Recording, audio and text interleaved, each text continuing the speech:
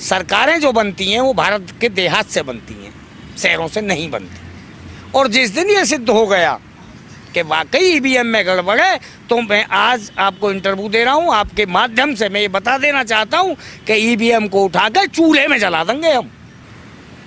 एक आदमी के कहीं कोरोना हो तो बताओ। हम लोग ना तो मास्क लगा के बैठिए और कंधा से कंधा हमारे भिड़ रहे हैं भीड़ में, आप लोग भी निकल रहे। हम भी निकल। ये कोई पढ़े लिखे वायरस है या बीजेपी को कोई दूत है या ये भी बीजेपी में शामिल हो गए हो, मेरी तो यही समझ में नहीं आ रही। तुम इनकी भैया ये बंगाल भारत से बाहर है, ये बंगाल में कोरोना क्यों ना आए? या कोरोना कोई पढ़े लिखे वायरस है कि जहाँ बीजेपी की रैली हो वहाँ ना जाए? किसान की इनको चिंता नहीं है, इनको कुर्सी की भूख है, सत्ता की भूख है, अपनी भूख में भागे घूम रहे हैं। तो फिर इंतजार करे कि दोबारा जब मेला लगेगा तब वो बच्चा वहाँ मिलेगा। अच्छा, तो मेला जिस महीने में लगे रहा उसी महीने में दोबारा लगेगा। देखो किसान, दरअसल त्यौहार तो घर मनाई जाए, घर से बाहर अगर आदमी है तो भाई त्यौहार पे परिवार इकट्ठा होता है। शहर का जो खान पीन है, गांव का जो खान पीन है, दोनों में अंतर है। गांव में देसी चीज़ें बहुत खाई जाती हैं, चाउमीन और बर्गर तो गांव में मिले ना पिज़्ज़ा मिले गांव में तो दही मिलेगी, दूध मिलेगी, गन्ना मिलेगा, गाजर मिलेगी। नमस्कार, आज गाजीपुर बॉर्डर पर हूँ और आज हमारे साथ बैठे हुए हैं बिल्लू चौधरी जी। इनका इंट्रोडक्शन मुझे देने की ज़रूरत ही नहीं पड़ेगी और सारे जन बिल्लू चौधरी के नाम से सर्च भी करते हैं तो उनके वीडियोस भी देखते हैं, तो डायरेक्टली उनसे मिलते हैं विदाउट एनी इंट्रोडक्शन। नमस्कार सर। नमस्कार जी, नमस्कार। नमस्कार नमस्कार।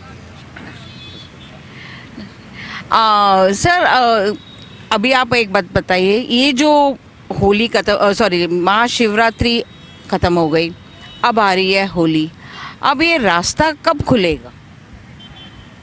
नहीं, रास्ता किस चीज़ का? आंदोलन का रास्ता सरकार के द्वार तक कैसा खुलेगा, कब खुलेगा? नहीं, ये तो दीपावली तक चलेगा आंदोलन। अच्छा, दीपावली तक। दीपावली मतलब सर्दी? हाँ, ऐसे तो राकेश टिकैत जी तो कह रहे थे कि सरकार तो सर्दियों में ही मिलेंगे, ऐसे क्यों कहते हैं? नहीं, जब दरअसल ये पहले गंगा जी के मेले लगे रहे और मेले में ये टेलीफोन की व्यवस्था तो ही ना, पहले फ़ोन की व्यवस्था ना आई और मेले में कोई बच्चा खो जाए तो फिर इंतजार करे कि दोबारा जब मेला लगेगा तब वो बच्चा वहाँ मिलेगा। अच्छा, तो मेला जिस महीने में लगे रहा उसी महीने में दोबारा लगेगा। तो जब यहाँ आए जिन दिनों में तो उन्हीं दिनों में जाके ये सुलझेगा। ओके ओके ओके, मैं भी सोच में पड़ गई थी, मेला लगेगा, मैं बोला कौन सा मेला लगेगा, मैं भी सोच में पड़ गई थी। ओके ओके, जब आप लोग शुरुआत की थी उस आंदोलन को? बस जब ही निपटेगा जाके। अच्छा अच्छा, ये तो हुआ महाशिवरात्रि की बात। अब होली आ रही है, तो होली रंगों का त्यौहार है।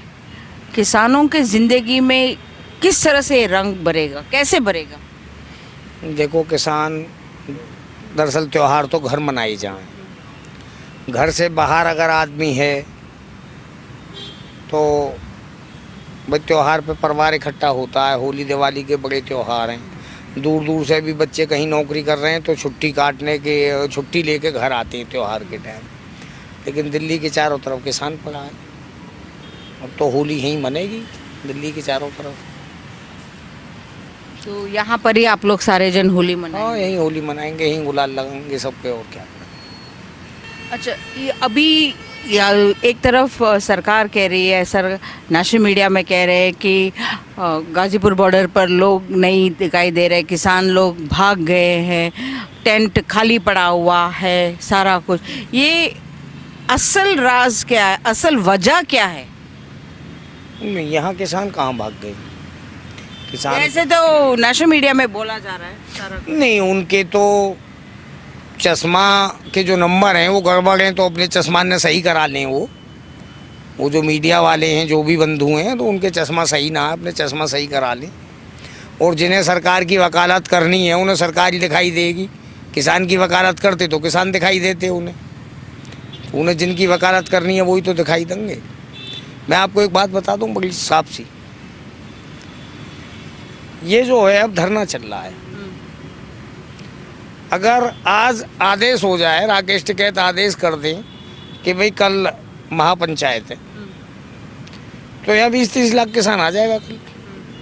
वो तो है, जब उनके 28 रात के बाद हमने देखा जन सैलाब। हाँ, तो अब धरना जो है वो 10,000 20,000 ऐसे आदमी से चलता रहे, धरना 1,000-2,000 से भी चलता रहे, धरने पे तो लोग बैठे नहीं, और ये छेड़ के देखें इस धरने को, इन्हें पता लग जाएगा कितने लोग आएंगे यहाँ। फिर ऐसे थोड़ी है कि वो मीडिया ने कह दी वहाँ आदमी ना है फला, अरे किसान अपना काम भी करेगा और धरने भी चलाएगा।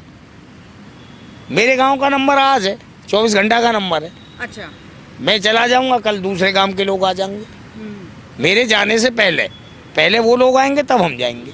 हाँ, वो पिछली बार हाँ, ये रूटीन चलता रहेगा, ये रूटीन चलता रहेगा।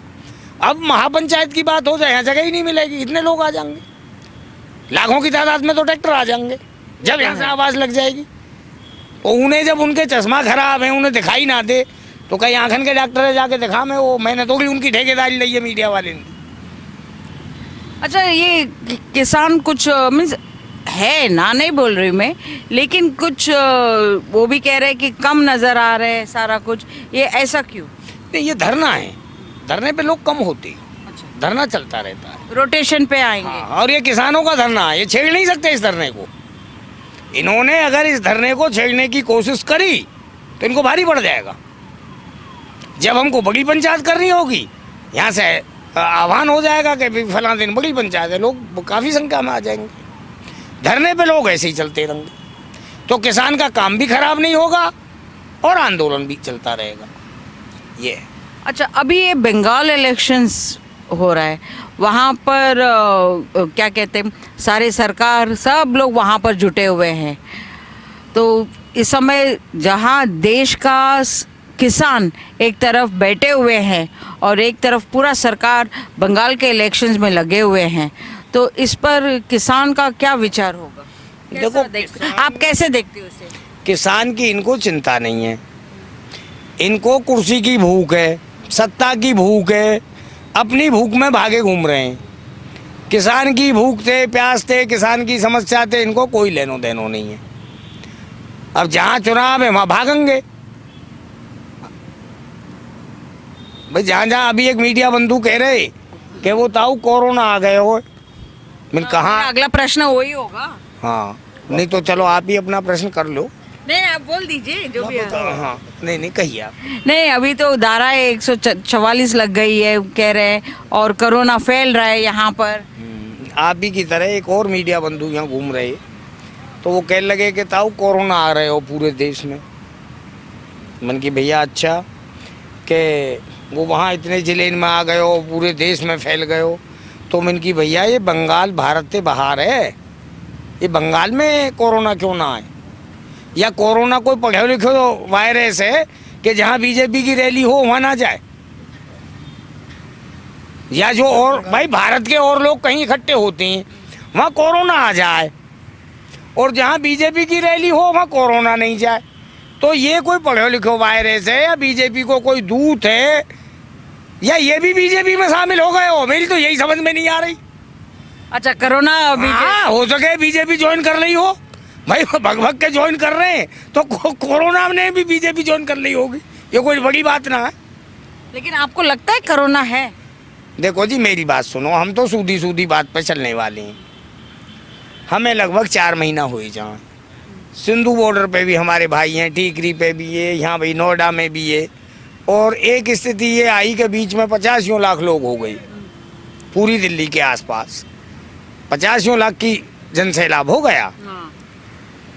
एक आदमी के कहीं कोरोना हो तो बताओ।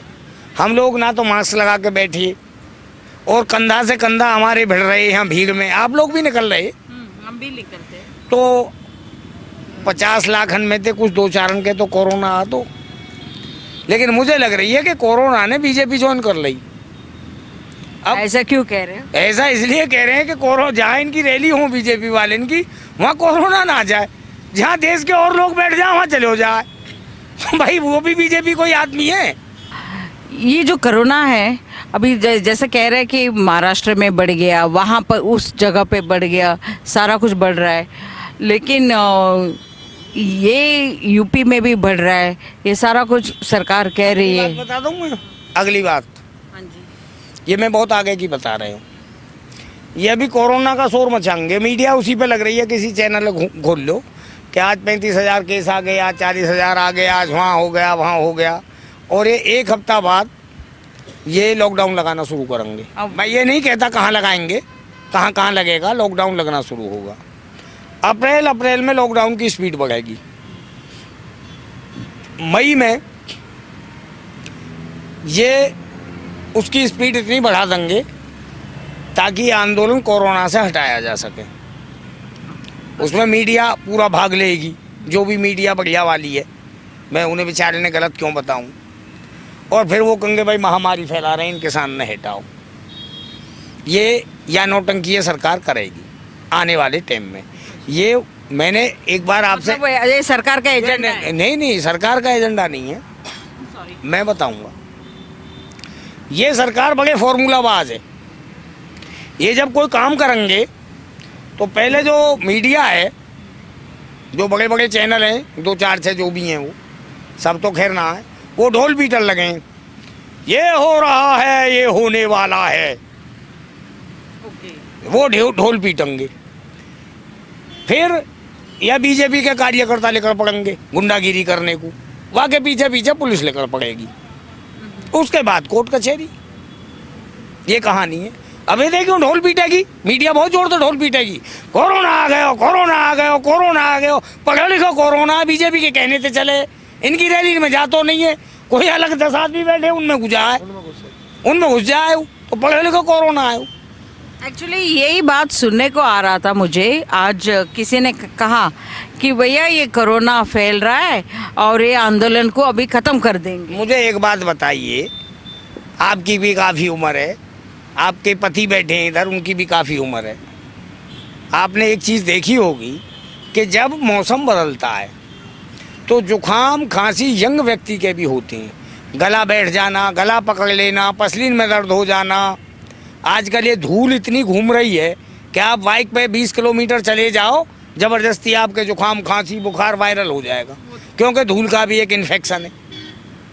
आप कहीं बेहद इंटीरियर में चले जाओ, जहाँ ट्रैफिक नहीं है, जहाँ सांस लेने की बढ़िया वो है, सीज़न बदलेगा, आपको बीमारी नहीं छेड़ेगी। अब ये दिल्ली जैसे इस शहर में पोल्यूशन ज़्यादा है, तो यहाँ जुकाम खांसी होना आम बात है। दूसरी बीमारी से लड़ने की व्यक्ति में क्षमता भी कम होती जा रही है, क्योंकि हम लोग देसी चीज़ें नहीं खाते। तो किसी पे कोई चीज़ हावी हो जाए, अब उसे तुम कोई भी नाम दे दो, देसी चीज़ें पूरे झाड़े निकल गए यहाँ। बताइए कि हमारे बुजुर्ग भी यहाँ पड़े रहे, कोई कोरोना की कोई एक तो बीमारी आती। जाड़ेन में मेरे जुकाम खांसी हो गए बहुत ज़्यादा यहाँ सर्दी में। अच्छा। मैं घर गयो, घर मैंने काढ़े पिए, बच्चे बोले पापा हॉस्पिटल चले जाओ। मैंने बीजेपी वाले कह देंगे बिल्लू साहब के कोरोना, तुम्हें डेड बॉडी भी ना मिलेगी यार, काय को चक्कर में पड़ रहे हो, मैं काढ़े पी के ही सही हो जाऊंगा, और मैं अपने घर से ही हो गयो। काढ़ा पी के सही हो? काढ़े पी के और कैसे हूँ, हम काढ़े पी के ही सही होते हैं हम लोग। नहीं, वो तो पुराना जमाने का ट्रीटमेंट ही है, देसी इलाज है वो। भाई गर्म पानी पियो, काढ़ा बनाओ, और आप हम देसी चीज़ें खाते ही हैं, हो जाएगा। एक्चुअली देखा जाएगा तो किसान का जो इम्यूनिटी है, मतलब खाने पीने का खुराक जो है, हम शहर वालों से भी बहुत ही बढ़िया कहते हैं। नहीं, एक तो खुराक भी देसी है वो, फिर मेहनत भी देसी है, दोनों चीज़ हो गई। मैंने बताई ना, बीमारी से लड़ने की क्षमता कुछ व्यक्तियों में कम रह गई है, खान पीन की वजह से रह गई है। ये तो बदलता रहेगा अब आगे चल के। हो अब कोरोना बढ़ा इतना नहीं, कोरोना तो पोस्ट ग्रेजुएट है। बीजेपी की रैली 1 लाख की हो जाए, कोरोना जाएगा ही ना वहाँ। मतलब डॉक्टरेट हो गए? नहीं, मैं एक बात, मेरी बात को आप दूसरे में लेंगे। नहीं, पोस्ट ग्रेजुएट घना पढ़ा लिखा है, हम तो देसी भाषा में पोस्ट ग्रेजुएट को कहते हैं भाई, ये ज़्यादा गामन में ज़्यादा पढ़े लिखे हो। वो पढ़ा लिखा कोरोना है। अगर बीजेपी की रैली 1 लाख की है, कोरोना वहाँ नहीं जाएगा, उसको बताई जाए कि भैया कहीं वहाँ 100 आदमी बैठे, पहले उनमें जा। मतलब ये इस आंदोलन में? अरे यार, तुम्हारे मीडिया वाले कह रहे हैं कि पूरे देश में कोरोना है, बंगाल में क्यों ना जाए भाई? वो पहले ही बीजेपी ने सेटिंग कर रखी है बातें। बीमारी ये है। अच्छा, जिस तरह से ईवीएम की सेटिंग हुई है वैसे कोरोना की सेटिंग हुई है। देखो, मैं ईवीएम के बारे में तो मैंने पहले भी कई जवाब दिए हैं और मैं बड़ी साफ बात ईवीएम के बारे में बताई दूं। अभी मैं ये तो नहीं कह सकूं कि ईवीएम की सेटिंग है या नहीं है, मैं मना भी नहीं कर सकूं, लेकिन मैं कह भी नहीं सकूं। लेकिन जिस दिन भारत की जनता को ये पता लग गई कि ईवीएम की सेटिंग है, उठाकर चूल्हे में दे देंगे ईवीएम में। वोट तो गई भाग में, ईवीएम उठा के चूल्हे में दे देगी ये जनता। दिमाग सही कर ले ये। अगर ईवीएम में गड़बड़ पाई गई तो हम इस पर विश्वास नहीं करते कि उसमें गड़बड़ है या नहीं है, यदि ऐसा हुआ तो, क्योंकि ये लोकतांत्रिक देश है और ये संविधान से चलने वाला देश है। ऐसा नहीं चलेगी बात। मतलब आप चाहते, आपका मन में बात ऐसा तो है नहीं कि बैलेट पेपर सही है, ईवीएम देखो मेरी बात सुनो, लोग कहते हैं कि ईवीएम में गड़बड़ है। मैं ये नहीं कहता कि गड़बड़ ना हो सके, हो भी सके, लेकिन कभी टेक्निकल फॉल्ट हो जाता है। लेकिन मैं ये भी नहीं कह सकता कि गड़बड़ है। लेकिन जिस दिन ये सिद्ध हो गई कि गड़बड़ है, मैंने अभी अभी बताई है, उठा के चूल्हे में दे देंगे हम उसे। ये देश की जनता ऐसी है, ये गलत फहमी में ना रहे कोई भी पार्टी ना रहे गलत फहमी में कि ईवीएम की गड़बड़ से चुनाव जीत जाएंगे। देश का प्रधानमंत्री किसान का जो वोट बैंक होता है वो ही सारा कुछ चुनते देखो हैं। मेरी बात सुनो, 70% भारत गांव में बसता है। भारत के किसान के मायने ही भारत है। आप लोग भी कहीं गांव से बिलोंग करते होंगे, ये शहर बस रहे हैं, ये भी गांव से ही आ रहे हैं। सबके कुनबा कबीले गांव में हैं। सरकारें जो बनती हैं वो भारत के देहात से बनती हैं, शहरों से नहीं बनती। और जिस दिन ये सिद्ध हो गया कि वाकई ईवीएम में गड़बड़ है, तो मैं आज आपको इंटरव्यू दे रहा हूँ, आपके माध्यम से मैं ये बता देना चाहता हूँ कि ईवीएम को उठाकर चूल्हे में जला देंगे हम। लेकिन अभी हम ये कह नहीं सकते कि ईवीएम में गड़बड़ है या नहीं है। हम सुन रहे हैं, देख रहे हैं। अगर ऐसा कहीं पाया गया तो, या ये सिद्ध हो गया कि गड़बड़ है, तो बिल्कुल दिमाग को सही कर ले कोई भी राजनीतिक पार्टी सही। लोकतांत्रिक व्यवस्था है, व्यवस्था से चलेगी। वोट गिरना अधिकार है आदमी का, लेकिन तुम वोट के साथ भी चालबाज करेगी कोई राजनीतिक पार्टी, वो बर्दाश्त नहीं होगी। बड़ी साफ बात है। अच्छा, आप मुझे बता दीजिए, शहर का जो लोग रह रहे हैं, जैसे मैं एक शहर में रह रही हूँ, आप किसान हो, गांव में रहते हो, आप कितना अंतर देखते हो इन दोनों के बीच में? क्या अंतर देखते हो आप इस इनके लाइफ में या इनके इम्यूनिटी में, खुराक में, सारा कुछ? देखो मैं बताऊंगा। अब शहर का जो खान पीन है, गांव का जो खान पीन है, दोनों में अंतर है। गांव में देसी चीज़ें बहुत खाई जाती हैं। चाउमीन और बर्गर तो गांव में मिले ना पिज़्ज़ा मिले गांव में तो दही मिलेगी, दूध मिलेगी, गन्ना मिलेगा, गाजर मिलेगी, घी मिलेगा। फिर गांव का आदमी मेहनत करता है। दो बात हो गई। यहाँ मेहनत भी ज़्यादा नहीं है। यहाँ 40 साल के बाद शुगर ढूंढने लगे आदमी है कि कहाँ भाई आ जा। ये तो हो गया खान पीन। अब आइए कल्चर के बारे में। शहर में मैं सबके लिए नहीं कहता, लेकिन 90% लोग प्रोफेशनल जीवन जीते हैं। प्रोफेशनल माना ये कि मुझे अगर इनसे मतलब है तो मैं नमस्ते करूँगा, नहीं है तो बस ठीक है, हो गया काम। गांव में आदमी दिल से जुड़ता है, वो दिमाग से नहीं जुड़ता। शहर में आदमी दिमाग से जुड़ता है। अंतर ये है। बिकॉज मैंने ये नोटिस किया, मेरे बहुत सारे किसान फैमिली फ्रेंड्स हैं जो उत्तर प्रदेश में ही गाँवों में हैं। बाई चांस कुछ मैं भूल गई उनसे बात करना दिन भर, तो मैं अगर 10:30 बजे भी कॉल करूं तो वो या तो फ़ोन उठाते हैं, बोलते कल सवेरे बात करते, अब हमारा गुड नाइट हो गया है। नहीं, गांव में जल्दी सोते हैं और सुबह को जल्दी उठते हैं। गांव की दिनचर्या अलग है। अब गांव में 9 बजते बजते, मेरे विचार से 9 बजते बजते गांव में सब सो जाएंगे। आप निकलोगे तो कोई इक्का दुक्का मिलेगा। 9 बजे आपकी रसोई चालू होगी। वो लोग 4 बजे चारपाई छोड़ देंगे, आप उठो 8 बजे उठोगे सुबह। अगर मैं आपके पास सुबह को फ़ोन करूँ 8-9 बजे, तो आपका नहाने धोने का, पूजा का टाइम होगा 10 बजे तक। और किसान के पास आप 5 बजे कॉल कर देना, सुबह को कॉल उठेगी। हाँ, और रात को फिर 9 बजे 8:30 के बाद कॉल नहीं उठेगी।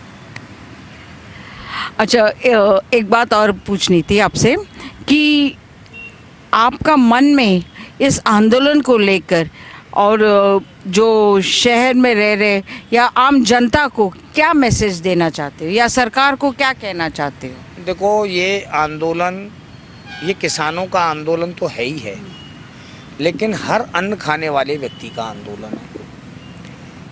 आप एक बात बताइए कि अभी आपको 1 कुंटल गेहूँ लेने पड़ जाएं तो आप कहीं से भी ले लोगे, लेकिन अगर ये कानून लागू हो जाते हैं तो ये आपको 1 कुंटल गेहूँ बड़ी आसानी से नहीं मिल पाएगा। उसका एक रीज़न है, मांग और पूर्ति दो पे दुनिया चलती है। मांग कितनी है और हम पूर्ति कितनी कर पा रहे हैं, ये बड़ा सिंपल सा हिसाब है। हाँ, पूरे खाद्यान्न को ये कंपनियाँ अनाज को अपने गोदामों में भर लेंगी।